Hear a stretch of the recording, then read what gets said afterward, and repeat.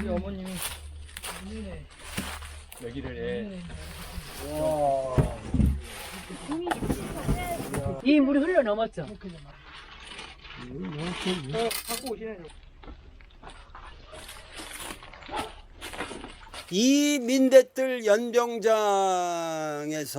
젊은이들이 여기서 훈련을 받으면서 이 샘을 마시면서 아주 물이 수량이 풍부한데 여기서 훈련을 받았다. 근데 이 동학의 젊은이들이 꽃다운 나이에 여기서 이렇게 이 물을 마시면서 훈련을 받고 결국은 사형장의 이슬로 사라졌다. 이거를 이 동네 사람들이 기억을 하면서 이 우물을 방정이라고, 꽃다운 젊은이들의 우물이다 하고 이 방정이라고 지금도 부르고.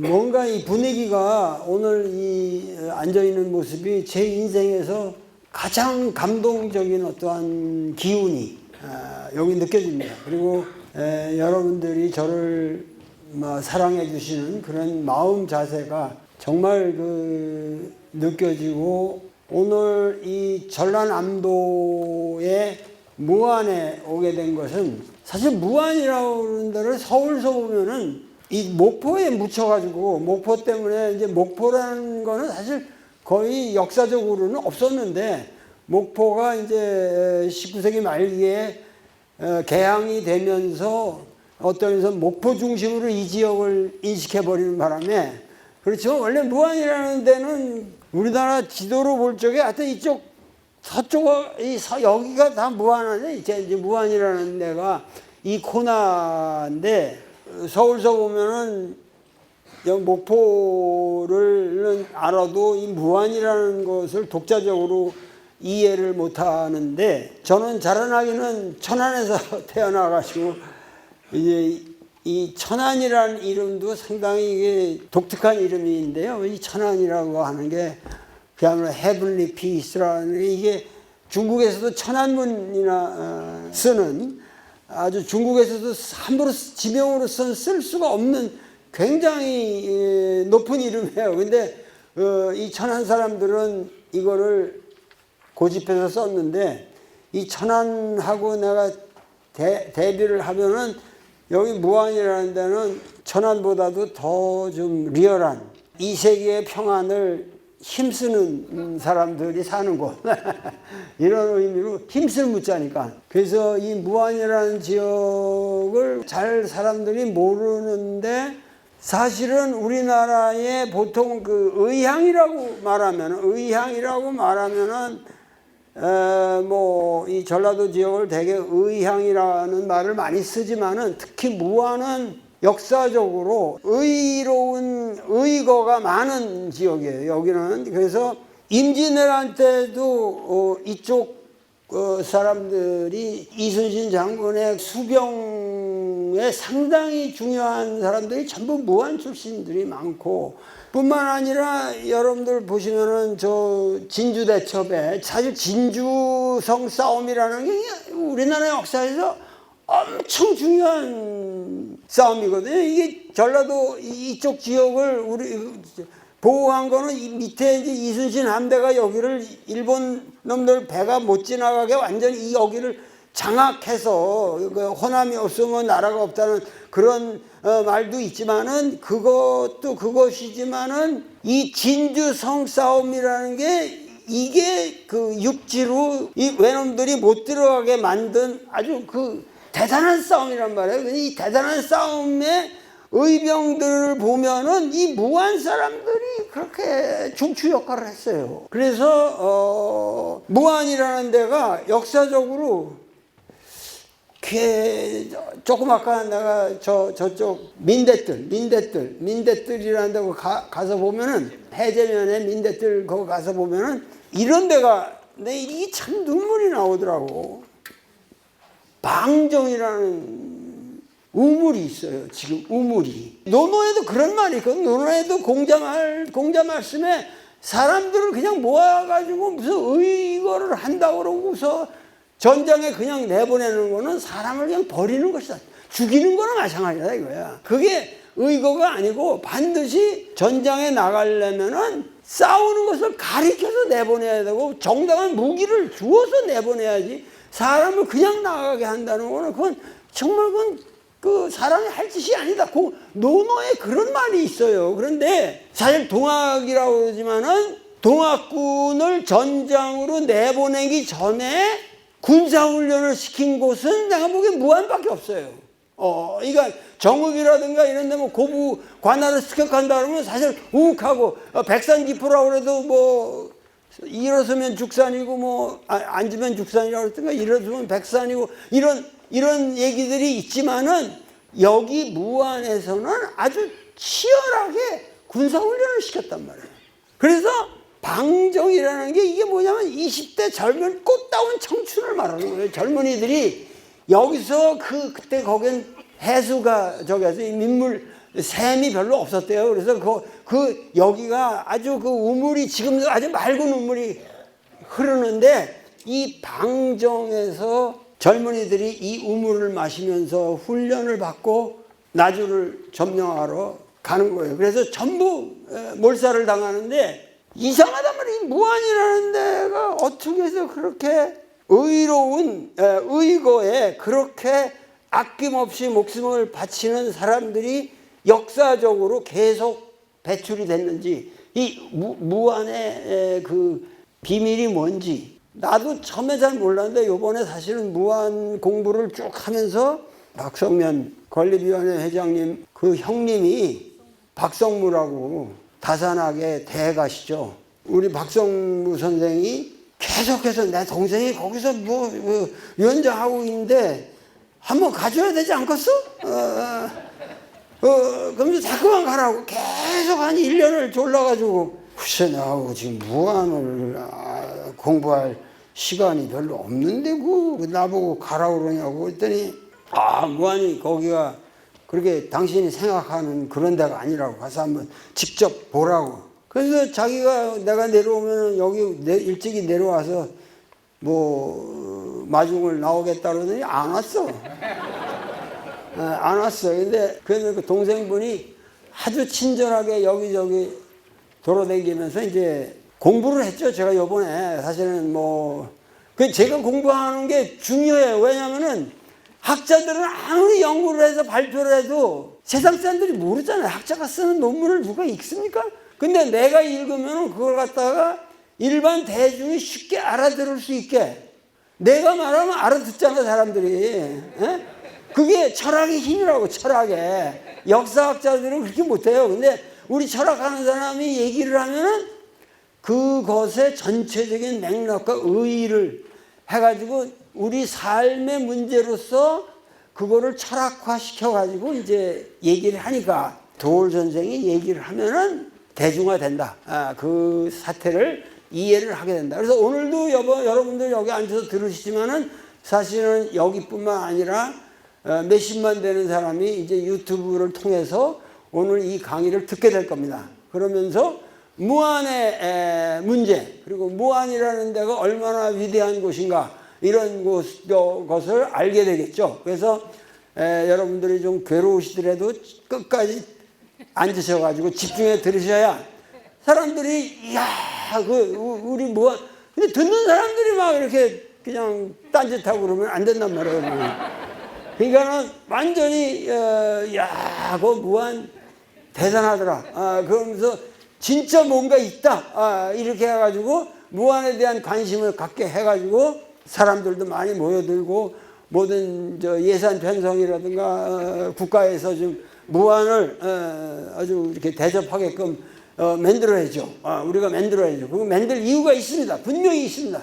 그런데 내가 우선적으로 말씀을 드리는 거는 동학혁명이라는 말을 지금 쓰는데 사실은 이 동학농민혁명이라는 말도 그렇게 좋은 말이 아니에요. 내가 보기에는 농민혁명이 아니라 사실 이거 그냥 동학혁명이라고 그래야 돼. 그 불란서 혁명이라고 그러지. 그 불란서 무슨 쌍킬로트 혁명 이런 말 안 쓰거든. 그러니까 내 말은 무슨 얘기냐면 젊은이들한테 농민이라는 걸 강조하면 앞으로 점점 농민 숫자가 줄어드는데 그 당시는 농민이 99%예요. 그러니까 그걸 구태여 농민이라고 하지 말고 민중이라든가 백성 전체의 혁명이고 그렇기 때문에 농민혁명이라는 말이 앞으로 점점 좀 오해를 불어일으킬 수 있다. 나는 그렇게 생각해요. 그래서 될 수 있으면 농민혁명이라는 말 안 써요. 동학혁명군이지 그것도 농민 건데 왜 이 얘기를 하냐면은 무안에 와서 느끼는 것이 뭐냐면 무안의 이 동학을 이끌어간 위대한 리더들뿐만 아니라 참가한 모든 사람들이 유식한 사람들이란 말이야. 이 지식인들이란 말이야 여기는. 그리고 전라남도는 원래 이 밑바닥이 탄탄해요. 지식들이 다 많고 다 문자 깨놨어. 여기 아무리 노인들이 앉아 계셔도 내 말 다 알아듣고 내가 잘못 말하면 다 비판합니다. 여기 전라도라는 데는 그렇게 간단한 곳이 아니에요. 문화가 이게 아주 축적이 돼가지고 밑바닥에 깔려있기 때문에 나는 전라도처럼 지금 세계적으로 이렇게 민중들의 수준이 높은 데가 없다. 그리고 전라도 사람들이 지금 정치적 선택을 하는 거 봐도 한국 정치를 묘하게 매뉴버링 이렇게 딱 운전을 해나가면서 주체성을 잡고 있거든요. 그래서 우리가 전라도에 대한 항상 희망을 가지고 사는데 지금 전라도라도 없으면 지금 모든 게 그냥 망가진다고. 이거 완전 무너지는 거예요. 이놈의 나라가 지금 사라질 그 지경이라. 이렇게 정치가 개판이고 이렇게 잘못돼가지고. 근데 그런 얘기 그만하고. 자꾸만 내가 흥분하다니까.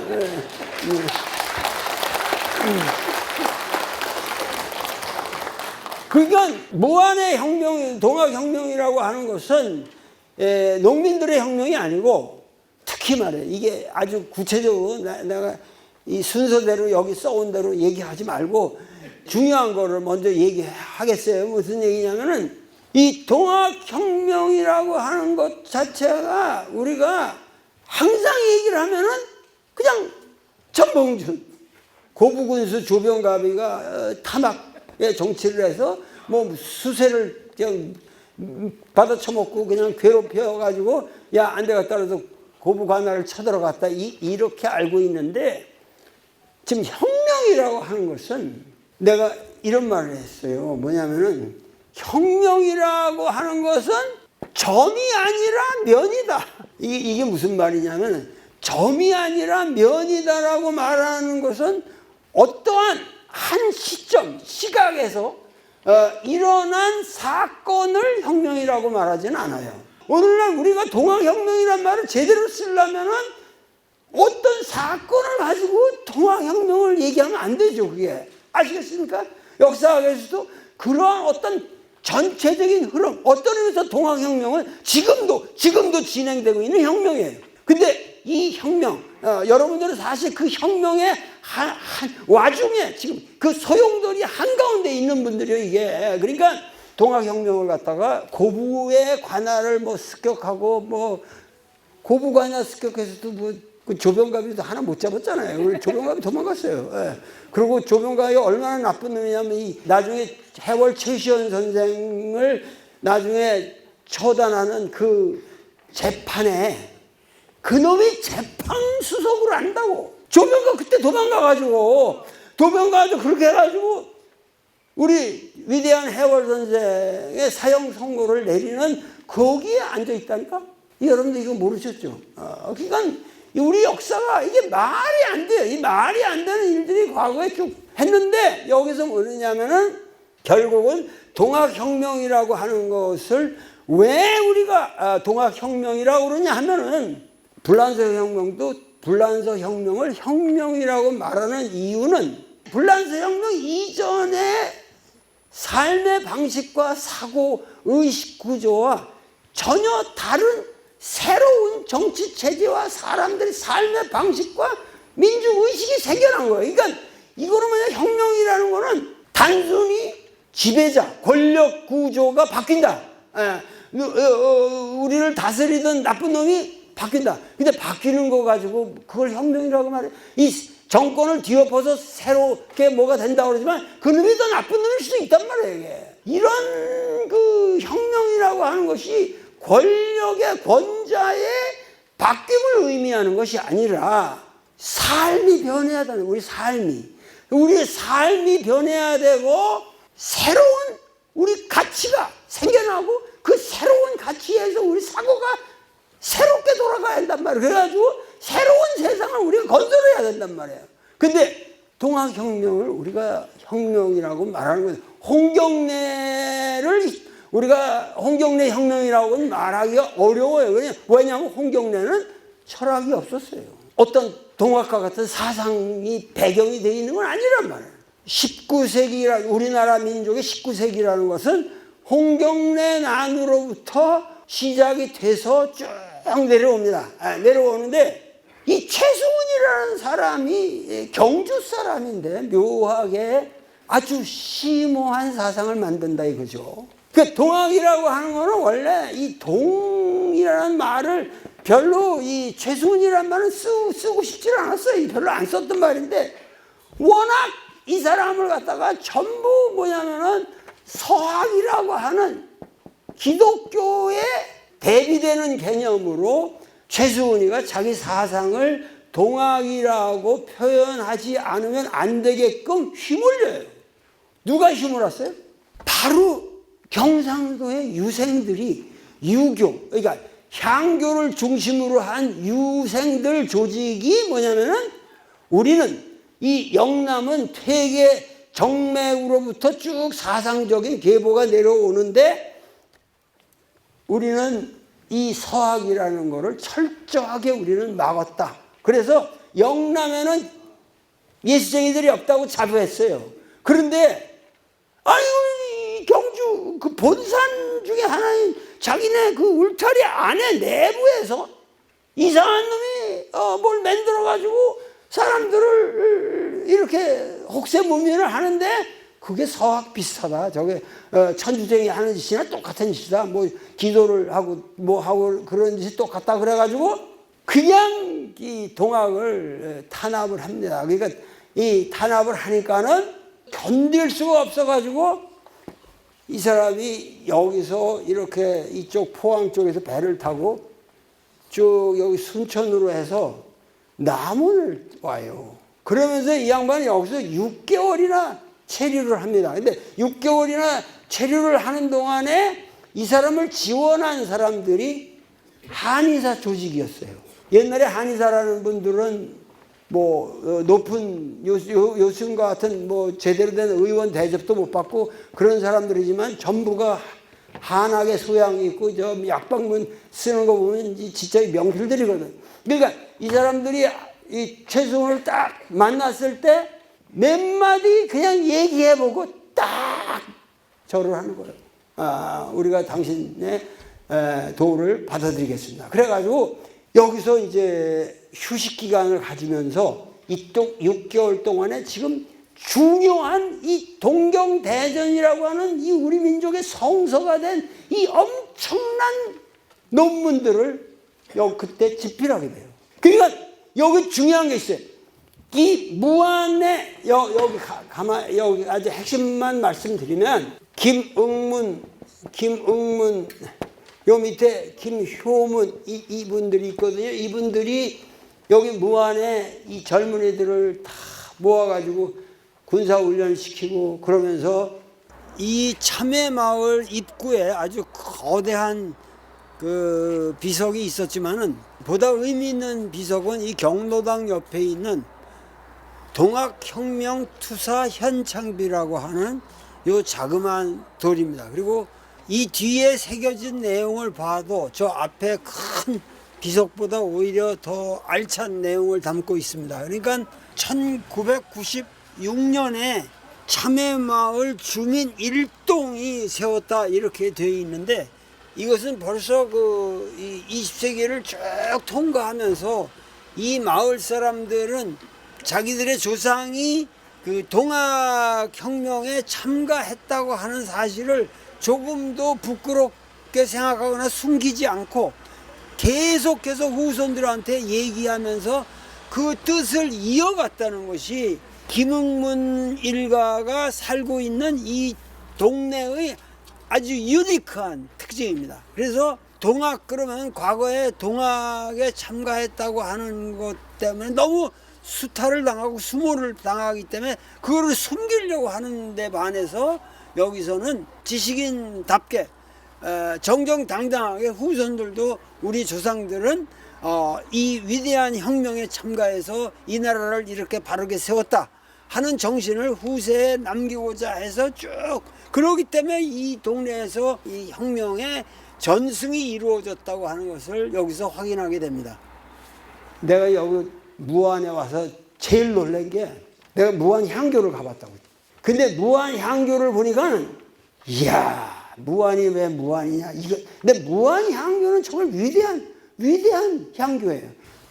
무안의 역사를 느끼게 하는 아주 대단한 웅장한 향교가 여기 이렇게 우뚝 자리 잡고 있는데 김흥문 대접주 그 집안의 사람들이 이곳에 제장을 지내셨다니까 이거 뭐 대단한 거죠. 이 향교는 조선이 개창된 다음에 만들어진 향교거든요. 이건 거의 조선에서도 가장 오래된 향교 중에 하나고 그 권위와 그 역사는 뭐 어마어마한 것인데 이 향교에서 그야말로 지금 말하면 우두머리를 하신 분들이 바로 동학을 받아들여서 일어났다. 이 경상도하고 아주 극명하게 대비되는 것이죠. 그러니까는 우리나라에서 가장 오래된 향교라고 말할 수 있어요. 그 교육기관이 무안에 먼저 만들어져. 그러니까 무안이라는 데가 얼마나 중요한 거지. 엄청난 향교란 말이에요. 그 향교에 제장을 하고 여기 장의를 하던 김흥문 집안의 이 대단한 지식인. 그러니까 최고의 지성인들이죠. 그리고 유립을 꽉 잡고 있는 사람들인데 이 사람들이 어떻게 동학의 리더가 되느냐. 대유학자고 그 유림을 장악하고 있는 기존 세력인데 이 사람들이 동학을 받아들였다. 이거는 우리나라 민중 역사에서 없는 일이에요. 유례가 없어요. 그러니까 이게 오로지 무안에만 있는 일이란 말이야. 박수를 박쳐.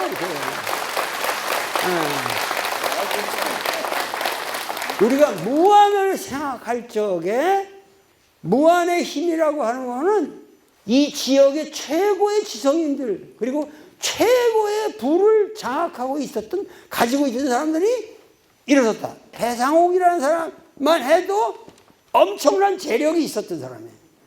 백마를 타고 그냥 이 직강소를 왔다 갔다 했다니까.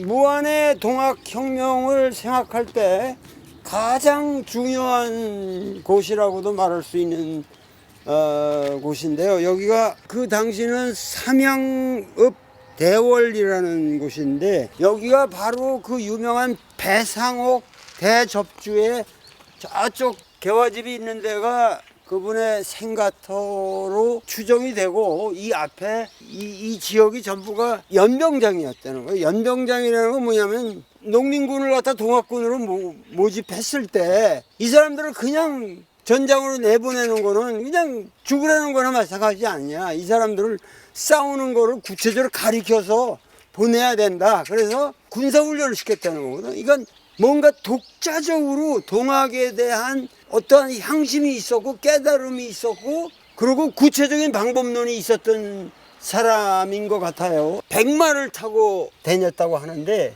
이 양반 돌아가실 때 나이가 사실은 뭐 32세거든요. 그러니까 아주 젊고 정치적인 역량과 그 사상적인 깊이를 가진 전라남도의 구심점 노릇을 했고 관군의 기록에도 영향력이라든가 규모가 김계남 전봉준 장군 휘하에 건드리고 있던 사람의 2배에서 한 5배까지 된다. 그리고 당시 민연이 이런 데를 보면 100만 군대라는 표현을 쓰고 있거든요. 민중이 아주 엄청난 세력으로 동학전쟁을 이끌었던 것 같습니다.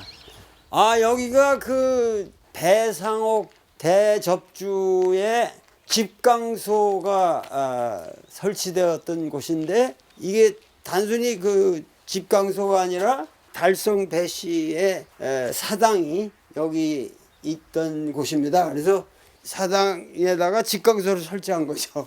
여기 우리 선생 여기 배씨 후손 여러분들이 다 이렇게 앉아 계시네요. 안녕하세요.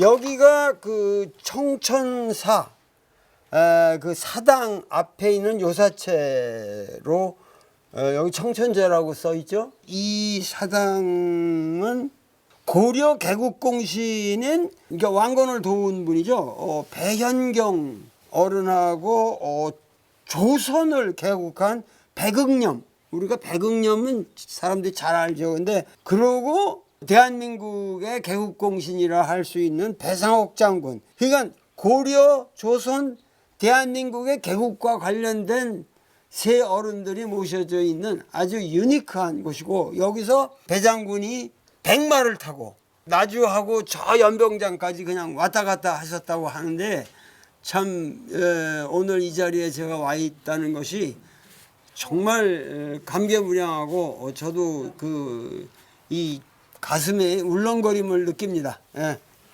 여기 위패가 7분이 모셔져 있습니다. 그런데 제일 마지막에 여기 청절당 배공이라고 여기 모신 분이 바로 배상옥 그 대접주의 위패가 여기 모셔져 있는데, 이게 왜 지금 우리한테 감동을 주냐 하면은 동학군의 장군이 동학을 탄압한 유학자들의 그야말로 이 사당에 이렇게 모셔져 있는 것은 이게 유일한 사례입니다.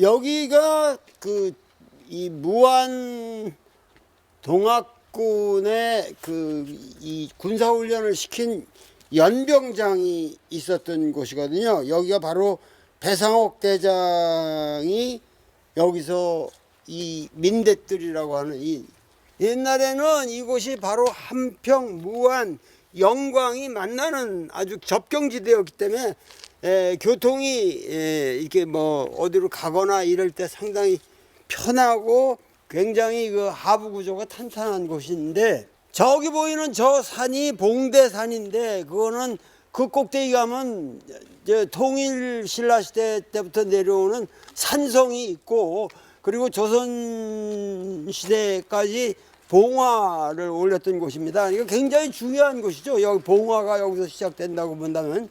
그런데 바로 이곳은 바로 배상옥 대접주 밑에서 지도자 역할을 한 해주 최씨 3분, 정말 이 사무이사의 활약이 대단했었고, 이 동네 사람들의 자발적인 의지에 의해서 유신 체제가 우리나라의 아주 삼엄할 시대에 1973년에 세워진 비고, 그 비를 읽어보니까 이 3분들이 전부 동학의 아주 진리를 깊게 자득을 해서 동학에 대한 신념을 가지고 싸웠다라는, 딴 데서 보기 어려운 그런 말씀이 여기 적혀져 있습니다.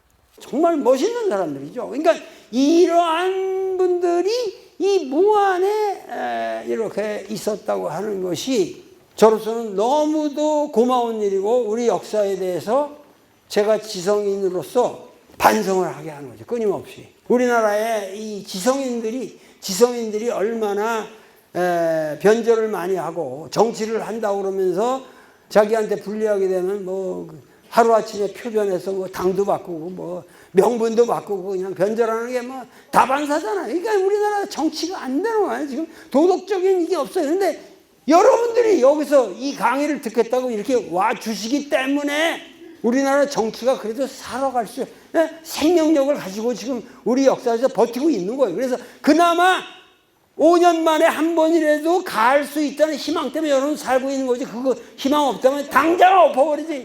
나하고 같이 나가자고.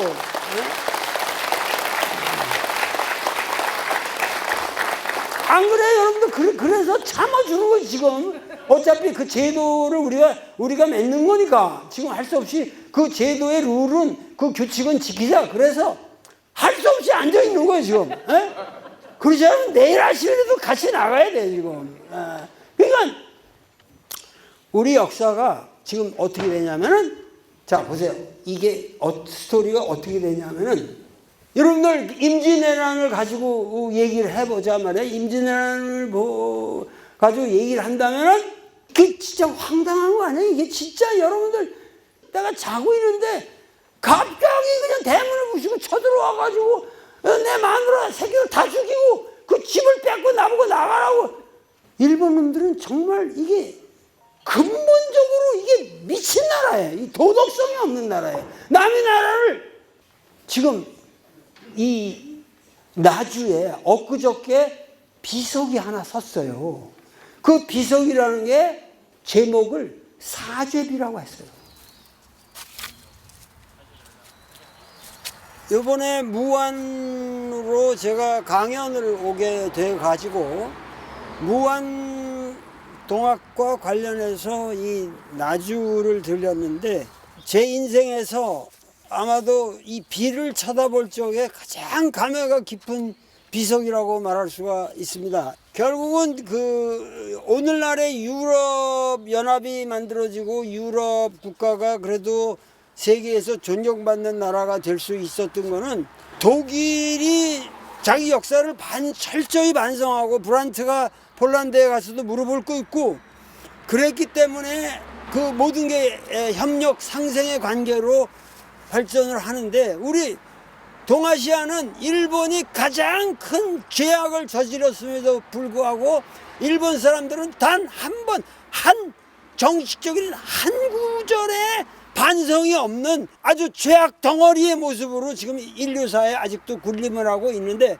바로 한 달 전에 2023년 10월 31일 역사를 전공하는 분들이 여기 정확하게 사죄의 비라는 언어를 선택을 해서 조선에 끼친 모든 행위는 전적으로 잘못된 것이고 그것에 대해서 우리는 깊은 사죄를 한다. 이 땅의 모든 우리 동포들이 한번 와서 이 비를 한번 보실만 합니다. 일본이 사죄를 안 하기 때문에 우리 동아시아 역사는 정치가 발전을 못하고 있는 거예요. 일본 사람들은 영원히 호시탐탐 남의 나라를 노려가지고 남의 나라를 뺏어서 살려고 하는 아주 병이 걸린 놈들이야. 이 비도덕적인 불감증이 있는 놈이란 말이야. 근데 이 일본의 야욕을 정확하게 감지한 사람이 바로 최승훈이에요. 그러니까 최승훈의 여러분들이 동학경전이랑 이런 거 읽어보시면은 일본에 대해서는 수훈이라는 사람이 쓰는 말이 뭐냐면 개 같은 외적놈들아. 이렇게 꼭 용담유서에 반복해서 나옵니다. 개 같은 외적놈아. 너희가 우리 땅에 이 조선 땅에 하륙해서 무슨 이득이 있었던 거? 니들이 여기 침범해가지고 야, 너 섬에서 살 것이지 왜 우리나라를 짓밟아가지고 뭔 니들이 덕을 받냐? 그런데 여러분들이 아셔야 될 거는 임진왜란은 일본 역사에서 패전으로 기록합니다. 승전이 아니에요. 우리는 자꾸 임진왜란 그러면 여러분들이 임진왜란이 굉장히 우리가 당한 역사로만 알잖아요. 우리가 당한 역사로만 아는데 세계사에서 임진왜란이라고 하는 것은 일본의 패전으로 기록이 돼요. 패전의 이유가 이순신 장군의 수군의 화력에 있다고 쓰질 않아요. 일본 역사가들은. 뭐라고 하냐면 조선에 있어서의 의병의 활약이라는 거예요. 근데 일본 사람들의 입장에서 동학군이라고 하는 거는 이거예요. 의병이에요. 이 자기들이 임진왜란때 경험했던 의병이에요. 그래서 이 히로시마 대본영에서 명령을 내리기를 조선에 가면은 닥치는 대로 모든 사람을 그냥 남녀노소 할 것 없이 남기지 말고 다 목을 베어라.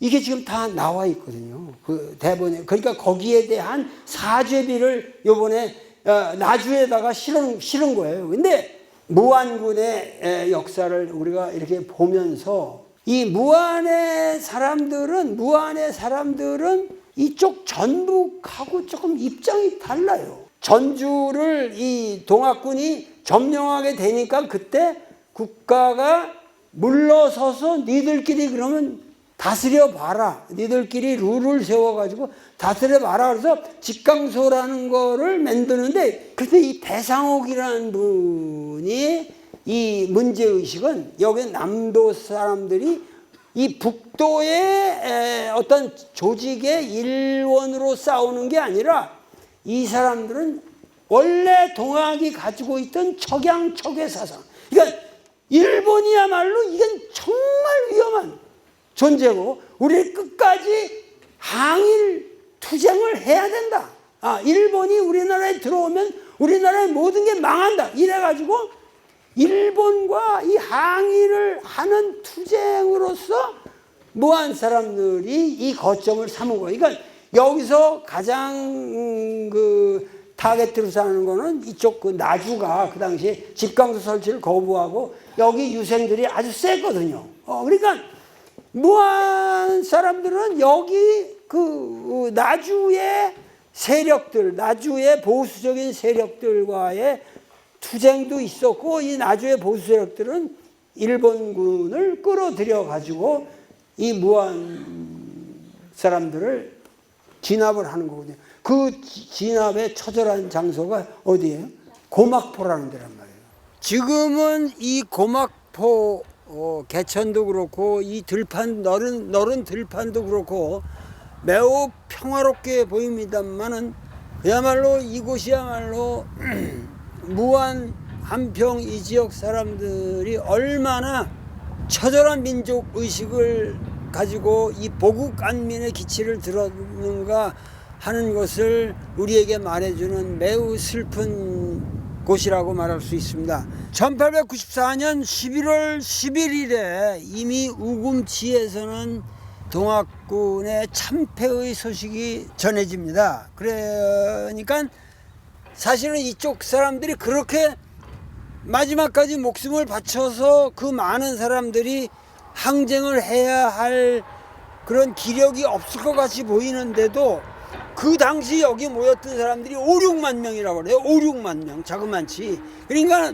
처음에는 나주 관군과 이 동학군이 이 너른 뜰에서부터 접전을 벌려가지고 점점 몰려드는데 관군이 수세에 몰리게 되니까 일본군들을 요청을 해서 일본군이 개입하면서 점점 이제 수세로 몰리면서 여 다리까지 오게 되는 거죠. 이 다리는 저기 보면은 고려시대의 선주교와 같은 그 모습을 지니고 있는 다리인데 이 다리에서 수백 명이 여기서 다 총칼에 버여가지고 헤아릴 수 없는 그 시체들이 여기 산적해 있었다라는 기록이 있습니다.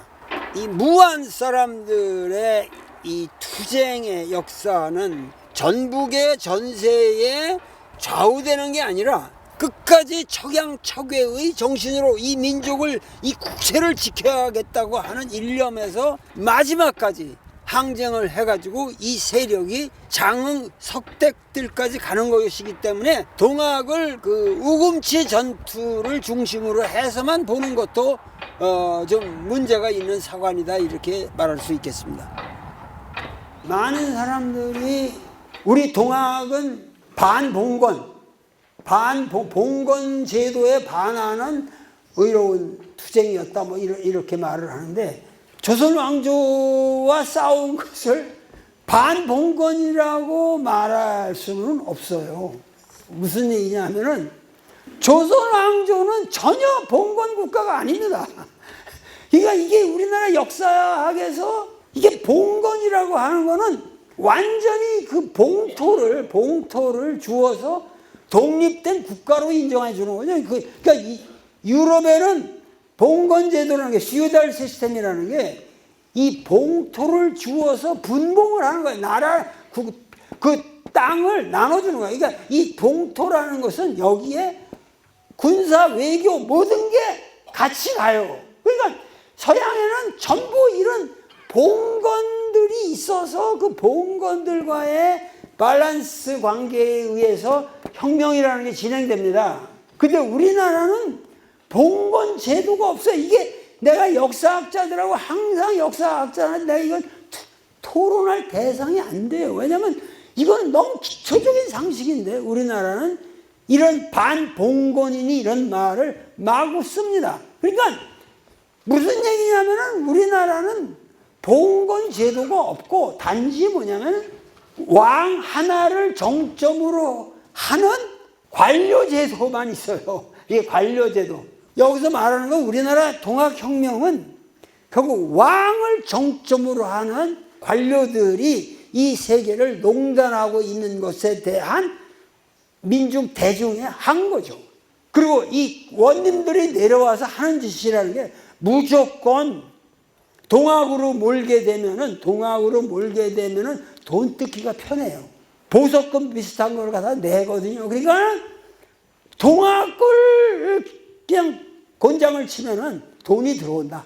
이런 게 아주 그 당시 팽배해가지고 원님들이 그저 가렴주고 하는 게 뭐냐면 그 당시는 너 동학쟁이지. 그럼 몰아붙이는 거예요. 그러니까 소위 말해서 동학이라는 게 근대 사상도 아니고 반봉건 사상도 아니고 동학이라는 게 왕권에 반대하는 그런 단순한 정치혁명의 사상도 아니고 이것은 그야말로 인간혁명이고 사회혁명이고 역사혁명이고 이건 종교혁명이고 모든 것을 새롭게 바꾸자는 그 원대한 이상을 이미 19세기 중엽에 제시했다고 하는 것은 우리 민족이 얼마나 대단한 민족이냐. 사람이 하나님이다. 그게 될 말인가? 기독교 교리상으로도 맞지 않는디? 그렇게 되었어? 그런데 사실은 인류가 지향해야 할 궁극점은 종교가 지향해야 할 궁극점은 뭐냐면 여러분들이 하나님을 믿는 가장 궁극적인 이유는 하나님이 없는 세상을 만들기 위해서 하나님을 믿는 거예요. 근데 서양 사람들은 여기서 벗어나질 못해요. 왜냐하면 중세기라고 하는 1000년 동안의 깊은 중세기의 기독교의 어떤 압제 속에서 살아온 사람이라서 지금 아무리 자유를 외치고 자유평등을 외치고 그것이 근대의 가치라고 외치지만 서양 사람들은 근대적 정신을 몰라요. 근데 한국 사람들은 여기서 지금 강의를 듣고 계시는 아주 전혀 나처럼 공부 안 하신 분들도 내 말을 그대로 알아들어요. 하버드 가서 이런 얘기를 하면 못 알아들어 이 새끼들이. 정말 못 알아들어요. 그러니까 이 동학사상이 얼마나 위대했고 이걸로 인해서 그 당시 이 무한 지역의 지식인들이 얼마나 흥분을 했겠어요. 이 세계는 우리가 바꿀 수 있다. 외놈들, 이 개적 같은 외놈들, 이놈들을 도대체 우리를 어떻게 보고 있는 거냐. 그래서 거기에 항거하고 거기에 나가자. 그리고 여러분들의 조상들의 여기 노력이라는 게 결코 헛된 것이 아니에요. 근데 전남 동학이라고 하는 것은 전북 동학하고 성격이 다르다는 거예요. 전남 동학은 1차적으로 유생들이 주축을 이루었고 오히려 비적이라고 그 탄압하던 유생들이 오히려 동학을 받아들였고 그 동학을 받아들이는 데는 뭐예요? 그만한 이론적인 어떤 해석이 있었다. 여기 사람들이. 그래가지고 이 전북의 행동주의적인 어떠한 새로운 이 전진 여기에 대해서 우리 이쪽 사람들이 뭐냐면 이 배경에서 이 전북에 일어나고 있는 모든 전투나, 그러니까 우금지 전투는 가지 않지만 동학 전체를 이렇게 서포트하는 소중한 역할을 했다. 최근에 내가 재작년인가 그 송월주 스님이지, 송월주 스님 그 선산이 있는 데인데 그 뒤편으로 묘한 무덤이 하나 있었어요. 무덤이 있었는데 그 비석이 딱 있는데 천안 전시 장군묘라고 그랬더니 장군이라고 이렇게 쓰여져 있고 아무것도 없어요. 그래서 이걸 파보자. 이거 천안 전시면 이게 지금 전봉준이고 여기 장군이라는 말을 써갖고 장군이 묘로 돼 있으니까 이걸 파서 여기 보면은 그 키라든가 이거 뭐 DNA 다 확인할 수 있으니까 이걸 파자. 몇 년이 걸렸어요. 이거 이제 설득을 하고 어렵게 해서 이제 그 군수님들을 설득시키고 그래가지고 얼마 전에 팠어요. 회로 잘 덮어지고 잘 됐는데 불행하게도 우선 키가 엄청 커. 그리고 그런 유골이 아니야. 이게 아니에요. 근데 이 동학의 경우는 이 김흥문, 김효문, 뭐 여기 자문, 김여정, 응문의 아드님 해가지고 이 집안 사람들이 다 처형을 당했는데 참수를 해서 목만 있는데 그 가족들이 이제 뭐 돈을 매기고 그래가지고 하여튼 그걸 갖다가 몰래 이렇게 애기묘처럼 뭐 하가리에 담기도 하고 그래서 사방에 이렇게 모셔놓은 건 4군데가 정확하게 알고 분명하게 얘기를 한 거예요. 이게 우리 할아버지 김흥문 묘가 여기에 머리 유골이 여기에 들어 있으니까 제사 지내고 겉으로 표시 안 나게 했지만은 집안에서는 이걸 지켜야 된다. 최근에 이거를 발굴을 했단 말이에요. 그랬더니 정말 나오는 거예요. 그게 정확하게. 동학의 그 장 본인이 그 후손과 이 DNA가 일치하는 이게 여태까지 유례가 없는 사건이라. 이 양반들은 전부 나라를 위해서 이거 뭐냐면 이분들이 싸운 거는 외적의 침입에 대해서 끝까지 항전을 한 거거든요. 그렇기 때문에 이것은 어디까지나 순국으로 봐야 되고 이러기 때문에 이거는 순국 열사의 그 유해일 뿐만 아니라 그 아이덴티티, 동일성이 확고하게 증명되는 유해이므로 역사적 가치와 상징적 가치와 문화재적 가치가 있다. 그래서 이분을 특별하게 우리가 대접을 해야 된다. 그래서 문화재로 만들어야 된다. 그렇기 때문에 이 김흥문 선생의 유골 플러스 여러 가지를 해서 기념관을 설립하고 이 무안의 동학혁명운동의 특수성 이거를 만방에 알리고 동학혁명의 의미 여러분들은 우리나라 해방 이후에 정치사를 볼 적에 나는 과거에 솔직히 말해서 뭐 제가 그 김대중 대통령을 뭐 대단히 존경하지는 않았어요. 내가 비판적인 지식인이니까 그 당시로서는 여러 가지 있었지만 지금 지내놓고 보면은 이 해방 이후에 우리나라 정치사에서 김대중만큼 진실하게 고민하고 이 역사의 대세를 바로잡으려고 노력하고 전 미래를 위해서 남북관계 문제라든가 그만큼 노력한 사람이 없어요.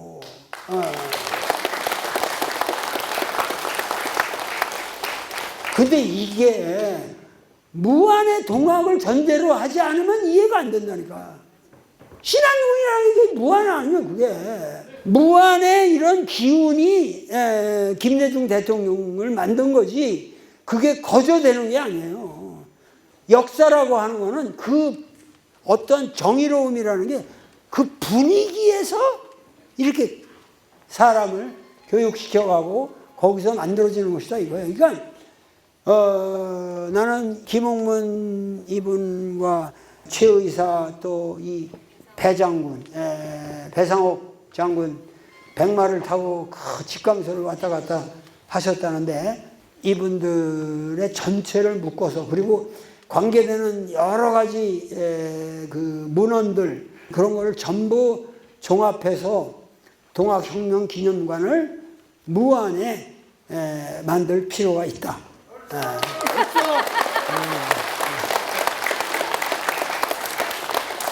이거는 내 진심이요. 내 진심이고 무안 동학은 생각보다 특수한 상황이 있고 그리고 우리나라 동학혁명의 전체를 이렇게 이끌어간 어떤 원동력을 이루는 그런 어떤 그 CR이 여기 들어있다.